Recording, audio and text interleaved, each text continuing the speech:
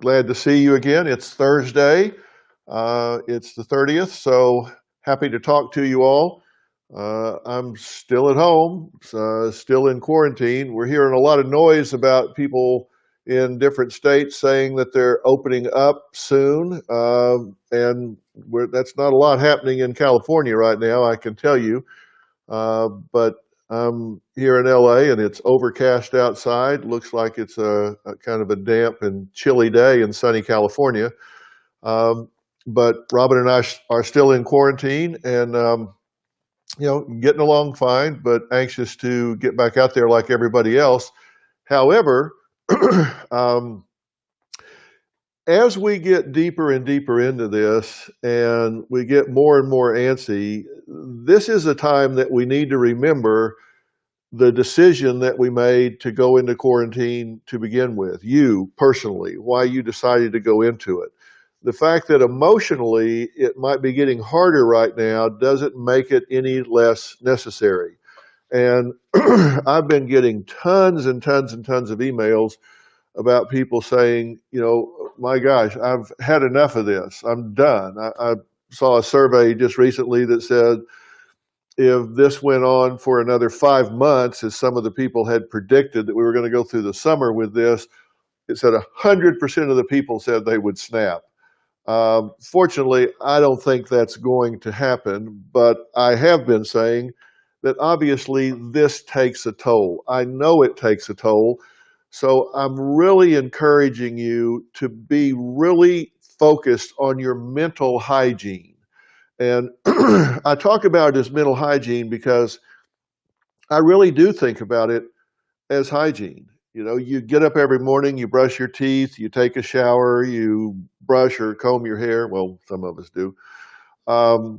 And you spend time keeping yourself up to date, keeping yourself clean and ready and fresh. You have to do the same thing mentally. You have to keep yourself up to date, clean and fresh. And it means you got to get all of these toxic thoughts out of your head. You've got to spend time maintaining health. And a really good way to do that is to sit down and get a piece of paper or use your thumbs on your iPhone or get your iPad or your computer and write down all the things that you're saying to yourself. Because we don't respond to reality. We respond to what we say to ourselves about reality. So it's really important to listen to what you're saying to yourself. You may not be aware of what you're saying. I've talked to so many people that when I had them write down, they say, Dr. Phil, I'm really depressed or I'm really anxious.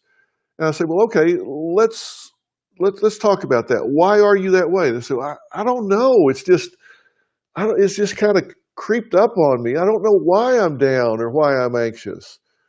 I said, well, let's do this. Let's write down what you're saying to yourself. Well, what do you mean? I don't talk to myself. I didn't say I was schizophrenic. I said I was depressed or anxious. No.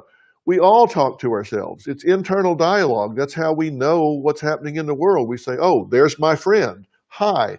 That's not schizophrenic. That's telling yourself, I perceive my friend, so I'm saying something.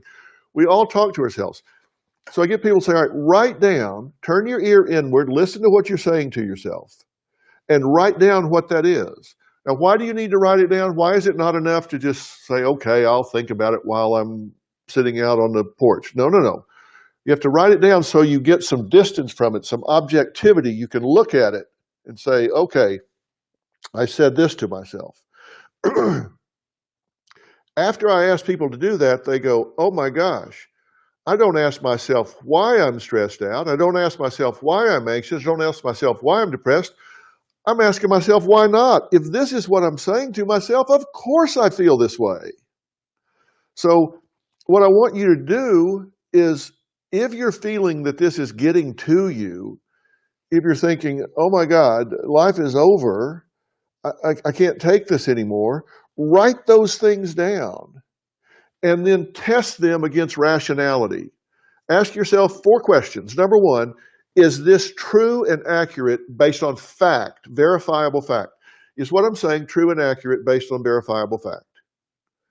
Or is it just opinion? Is it just a fleeting thought. Or can you verify? You say, I can't take this anymore. Well, actually you can, because you are taking it.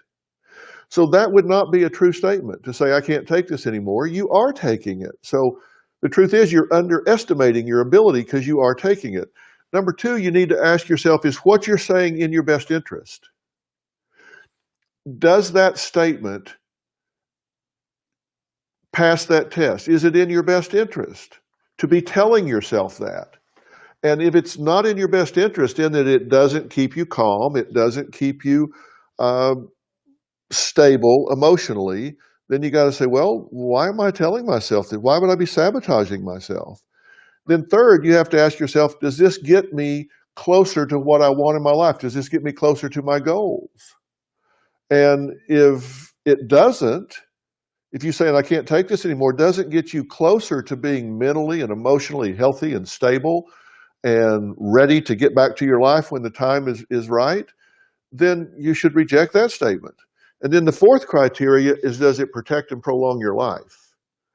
And stress, pressure, depression, anxiety, all of those things work to erode your physical health, so it doesn't protect or prolong your life.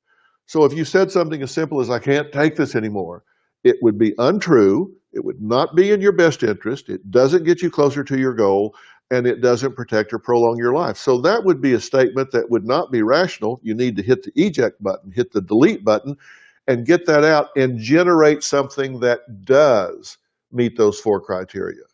And that might be, I don't like this, but I can do it. I don't like it, but I can do it. Okay, that's an accurate statement, right? As opposed to, I can't take this anymore. Yes, you can. The accurate statement is, I don't like it, but I can do it. And then that might lead to another statement that says, there's a purpose in doing this. It's altruistic. I'm helping stem the spread of this virus. So I need to do this for myself and for others. I'm modeling responsible behavior for my children. There's a lot of things that you could then generate that would follow up on that. So if this is getting to you, and I'm reading so many statements and emails and posts from people saying that it's getting to them, that I really hope you'll listen to what I'm saying here. Now, I've gotten some questions that have come in. Soli Insleco says, how is this going to affect the younger generation in the future in their psychological and mental being? Actually, it says their physiological and mental being. Wow, that's right up the alley of what I was just talking about. It can affect the future generation because we're all products of our learning history, right? And this is an experience that has never happened in the history of the United States. This is the first time that this has ever happened. So what's the impact going to be? We don't really know what that is, but I can tell you that we're not totally passengers, we're not totally victims. We have the ability to impact what that impact is going to be. Physiologically, we can impact it by making sure that we are attentive to how much stress is building up, what kind of stress management we're doing, which I've talked about many times, and you can go back. All of these are still on FaceTime and YouTube and Facebook and YouTube. You can pull those up and listen to them, where I've talked about how to manage these physiologically and mentally. One thing that is important is to give ourselves credit. You've observed yourself do this. Give yourself credit. Say, I faced this and I did what I had to do to get through it. I give myself credit for being able to do that. So it will have a long-term effect. The question is how much, and how well we manage it now will be have an impact on how it affects us later. PTSD could be a factor, depression, fear, all of these things if we don't deal with it now. Rita Randall says, I want to know about the safety of going to the dentist. I have a root canal going bad and really need to be seen, but do you think going to the dentist is going to give me coronavirus? I realize you're not a dentist. I just wonder what you think or what you would do. Thank you and God bless. Rita, you're right. I'm not a dentist. I'm not an infectious disease expert. I'm not a molecular biology, micromolecular biologist. So I can't talk to you about um, that aspect of it, but really a big part of this is behavioral. A big part of it has to do with the psychological feelings we have and the behaviors we choose. I think a lot of your decision needs to be based on trust. I think you need to audit your dentist and find out how committed they are to procedures. Um, Robin actually had a dental procedure she had to have done during this time, and the levels that her dentist went to protect themselves and her were so impressive. And when she talked to them, like one patient in the office at a time, she had to gown up before she came into the office, leave her shoes, her gloves, her mask outside the door, put theirs on when she came in. All of them were in personal protective equipment. They didn't even use a drill because it would exhaust into the atmosphere outside and could have saliva or whatever. And had she been infected, which she wasn't, then it could have put it into the atmosphere. So you have to look and see what is their commitment, how careful are they being, and if they're being careful in monitoring their own health and they've been staying in quarantine and they're using proper protective measures, then you're probably going to feel okay about it, and if not, you're probably not. So look at the behaviors. I'm not answering this from an infectious disease standpoint. I'm answering it from a behavioral standpoint and the psychological trust levels that you would feel. Kelly Brown-Smith says, if we can guarantee that getting corona will make us immune, why do you think a vaccine, if we can't guarantee that getting corona will make us immune, why do you think a vaccine will work? um, Listen, I have talked to the experts about this, and vaccines, they tell me what they do is they take a little piece of the virus, not a live piece, and inject it into your body, and your body reacts to it by building up antibodies. And then if you're exposed later, you've built up antibodies to fight off the invasion that you would get if you're exposed. And if antibodies don't make you safe, then of course that wouldn't work. And I don't think we have clear answers to that right now, but everything that I'm seeing and reading, I hear a lot of people saying maybe it doesn't, but the scientists that I'm talking to and working with, including Dr. Glanville from San Francisco, say that it does work, that the antibodies, in fact, do work in neutralizing this virus. You can go to our broadcasts from not this last Wednesday, but a week ago Wednesday, which will be online. And it had to do with looking for a cure, and listen to what Dr. Glanville says and make up your own mind about that. But I think the research suggests that good antibodies do make a substantial difference. Last question. Linda Elliott says, can you reuse gloves if you spray them with Lysol? um, I think anything that you really clean, they're telling me that if you really clean something with disinfectant, then it's devoid of the virus. That's what the experts are telling us. Gloves are certainly cleanable, I would think, with disinfectant. They're also very inexpensive, and I think they're very plentiful. So I would suggest that we all use new ones if we can get them. If we can't, we can't, of course. But again, I'm just telling you what the experts are telling me. And I'm conveying that because I may have access to experts that you don't have access to. But I think anything that can be cleaned can be cleaned. Now, of course, after a while, it starts to dissolve, and the rubber's not as robust as it was.